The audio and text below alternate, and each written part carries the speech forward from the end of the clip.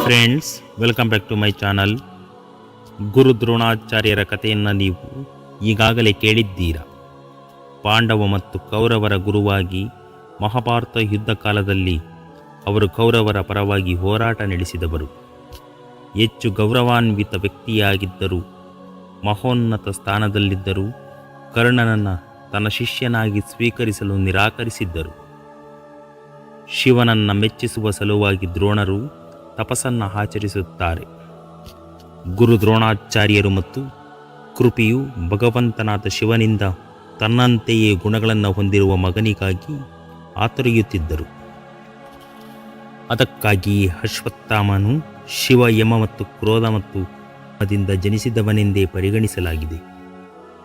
ಶಿವಪುರಾಣದ ಪ್ರಕಾರ ಅಶ್ವತ್ಥಾಮನನ್ನು ಶಿವ ಅವತಾರಗಳಲ್ಲಿ ಒಬ್ಬನೆಂದು ಪರಿಗಣಿಸಲಾಗಿದೆ.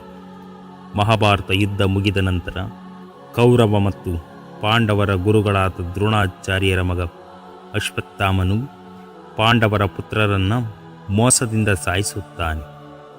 ಈ ಪಾಪದ ಕೃತ್ಯಕ್ಕೆ ಅಶ್ವತ್ಥಾಮನು ಶಾಪಕ್ಕೆ ಒಳಗಾಗುತ್ತಾನೆ.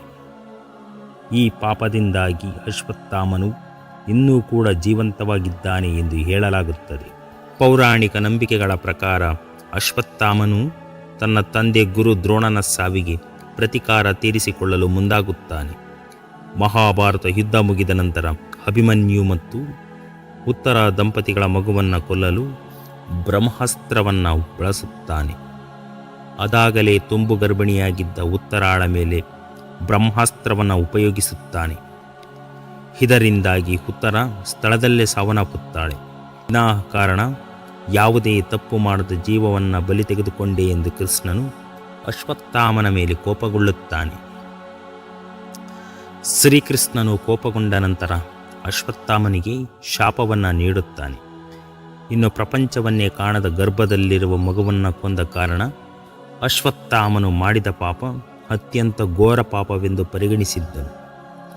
ಆದ್ದರಿಂದ ಅಶ್ವತ್ಥಾಮನ ತಲೆ ಮೇಲಿದ್ದ ಚಿಂತಾಮಣಿ ರತ್ನವನ್ನು ಕಿತ್ತು ಆತನಿಗೆ ಶಾಪವನ್ನು ನೀಡುತ್ತಾನೆ. ನೀನು ಜನ್ಮವನ್ನು ಮಾತ್ರ ನೋಡಿದ್ದೀಯಾ, ಆದರೆ ಇನ್ನು ಸಾವನ್ನು ನೋಡಿಲ್ಲ. ಇನ್ನು ಮುಂದೆ ಅದನ್ನು ನೋಡಲು ಕೂಡ ಸಾಧ್ಯವಿಲ್ಲ. ಜಗತ್ತು ಇರುವವರೆಗೂ ಕೂಡ ನೀನು ಜೀವಂತವಾಗಿರಬೇಕು ಹಾಗೂ ಎಲ್ಲ ಕಷ್ಟಗಳನ್ನು ನೀನು ಅನುಭವಿಸಬೇಕೆಂದು ಶಾಪವನ್ನು ನೀಡಿದನು. ಇದರಿಂದಾಗಿ ಅಶ್ವತ್ಥಾಮನು ಸುಮಾರು 5,000 ವರ್ಷಗಳಿಂದ ಭೂಮಿಯಲ್ಲಿ ಅಲೆದಾಡುತ್ತಿದ್ದಾನೆಂದು ನಂಬಲಾಗಿದೆ. ಶ್ರೀಕೃಷ್ಣನ ಶಾಪದ ಫಲಿತಾಂಶವೆಂದರೆ ಅವರನ್ನು ಇಂದಿಗೂ ಮಧ್ಯಪ್ರದೇಶದ ಕೋಟೆಯಲ್ಲಿ ನೋಡಬಹುದು. ಧನ್ಯವಾದಗಳು.